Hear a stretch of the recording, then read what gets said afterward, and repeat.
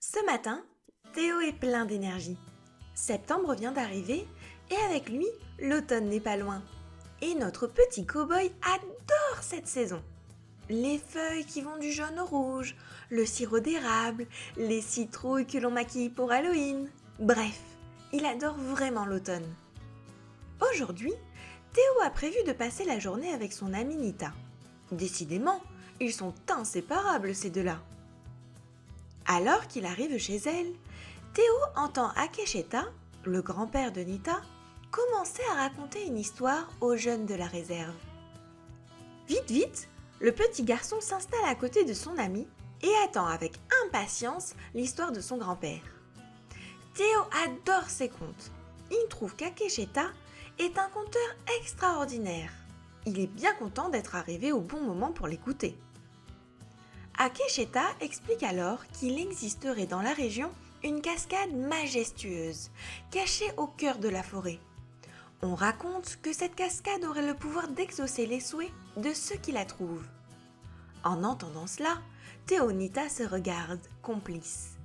Avides comme ils sont d'exploration, ils ne peuvent résister à la tentation de la découvrir.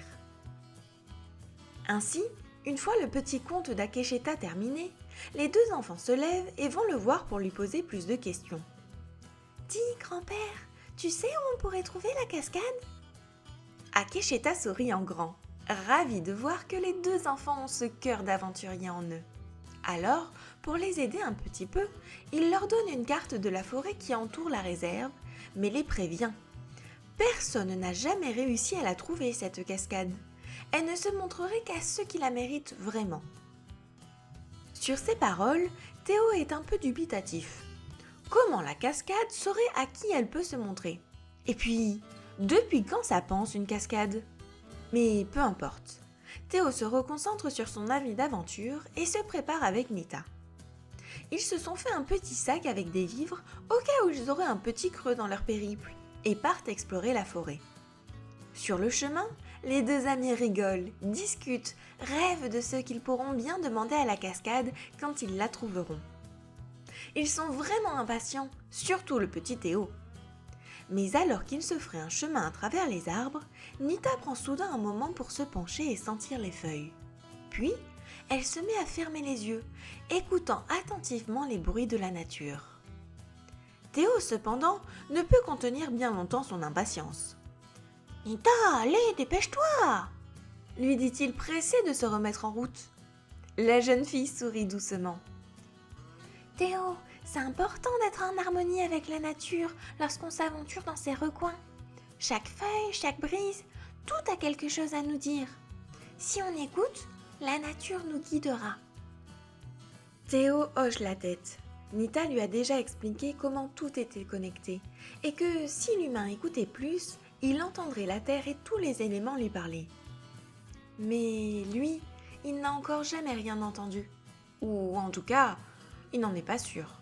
Et puis là, tout de suite, son esprit est beaucoup trop tourné vers la cascade et les souhaits qu'elle pourrait réaliser pour qu'il entende quoi que ce soit.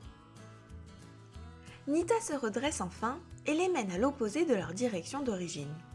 « Mais attends !» l'interrompt alors Théo. « C'est pas par là! La marque qu'a fait ton grand-père, elle est plus à l'est. La cascade bouge, Théo. Et là, elle est dans cette direction, vers l'ouest, j'en suis sûre. Mais comment tu le sais ?» Nita rigole franchement. Elle trouve ça vraiment très drôle qu'après tout ce temps passé ensemble, Théo soit toujours aussi perplexe. « T'as toujours pas compris, Théo. Il faut écouter. La nature nous guide. » « Je sais, tu me l'as déjà dit ça, mais t'y crois pas vraiment. C'est pour ça que tu n'entends pas. » « Non, c'est pas ça, mais... » Théo est bien perplexe. Alors, il lui pose la question qui le taraude depuis tout à l'heure. Comment une cascade peut-elle penser? Comment elle fait pour être à un endroit puis un autre? Et puis, pourquoi elle se montre à certaines personnes et pas à d'autres? Nita sourit à nouveau à son amie. Puis, elle lui prend la main et le fait s'asseoir en face d'elle. Écoute, cette cascade, elle est magique. Elle est différente de tout le reste. Je sais pas expliquer pourquoi elle bouge. C'est ça la beauté de la magie. Elle est mystérieuse. En revanche, comment elle pense, ça a rien de magique. Je te l'ai déjà dit, la nature est vivante. Oui, je sais. Non, pas seulement vivante dans le sens traditionnel, mais dans le sens où tous les éléments ont un esprit. C'est pour ça que chez moi, on les respecte tous. Du plus petit caillou à l'immense montagne, à l'air qui fait vibrer nos tentes, en passant par tous les animaux de la terre et l'eau qui nous berce et les arbres qui nous protègent. Le fait que la cascade bouge, ça, c'est magique. Et je sais pas si elle existe vraiment ou si on réussira à la trouver. Mais si elle pense, ça, c'est juste car, comme tout sur Terre, elle est vivante et pense. Elle vit comme tout le monde, mais à sa façon. Et tu peux te connecter à elle si tu le souhaites. Mais il faut vraiment le vouloir. Théo se sent soudain tout chamboulé. C'est la première fois que Nita rentre autant dans les explications. Et cette fois, entouré par ces immenses arbres âgés de milliers d'années, il se sent soudain tout petit. « Ferme les yeux », lui dit alors Nita. Théo s'exécute, et alors qu'il respire doucement, il sent les odeurs des différentes feuilles autour de lui. Il entend le son du vent s'engouffrant dans les branches. Et, d'un coup, il entend de l'eau. Il ouvre alors les yeux et emmène Nita vers le bruit qu'il entend. Et c'est alors qu'un spectacle féerique s'ouvre à lui. Se frayant un chemin à travers des sapins plus touffus que la moyenne, les enfants pénètrent soudain dans une clairière dans laquelle se déverse une immense cascade aux reflets turquoise. Théo est captivé par sa beauté. L'eau scintillante tombe avec grâce, créant un doux murmure dans l'air. « Oh, Théo, tu l'as trouvé !» souffle avec émerveillement Nita. Le petit cow-boy en a les larmes aux yeux. Et bizarrement, il ressent quelque chose d'étrange. Je crois, essaie-t-il de dire, je crois que c'est elle qui m'a appelé. Nita lui sourit doucement. Oui, c'est tout à fait ça. Alors, avec pudeur et bonheur, les deux enfants s'approchent de la cascade et font un vœu, sans hésiter. L'eau se met alors à briller de mille feux. Les enfants ressentent un bonheur indescriptible en eux. Et soudain, tout disparaît. Les enfants se retrouvent dans la forêt, comme ils étaient quelques instants auparavant. Nita et Théo se mettent à regarder autour d'eux, ne croyant pas ce qu'il vient de se passer. Ils l'ont bien trouvée, cette cascade magique. Et là, sous leurs yeux ébahis, elle vient vraiment de disparaître. Les enfants comprennent l'immense chance qu'ils ont eue. Ils n'ont pas les mots pour exprimer le bonheur qu'ils ressentent.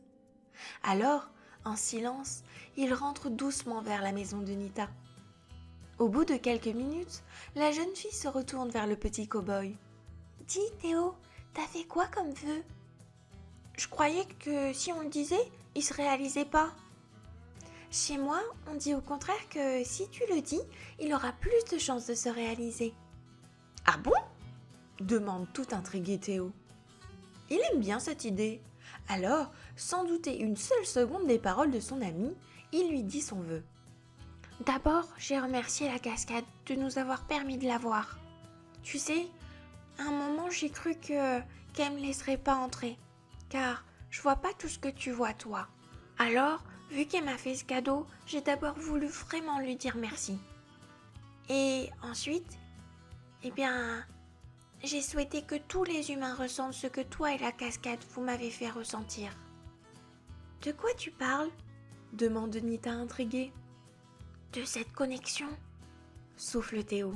« Dans la forêt tout à l'heure, je crois que j'ai enfin compris ce que tu m'expliquais. C'est vraiment très fort et c'était comme si on était un grand tout.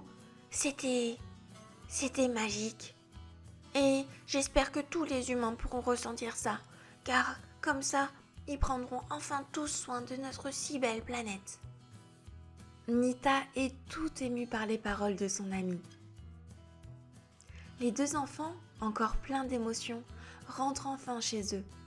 Et même s'ils n'ont aucune preuve d'avoir bien trouvé la cascade, ils garderont en eux cet instant magique pour toujours.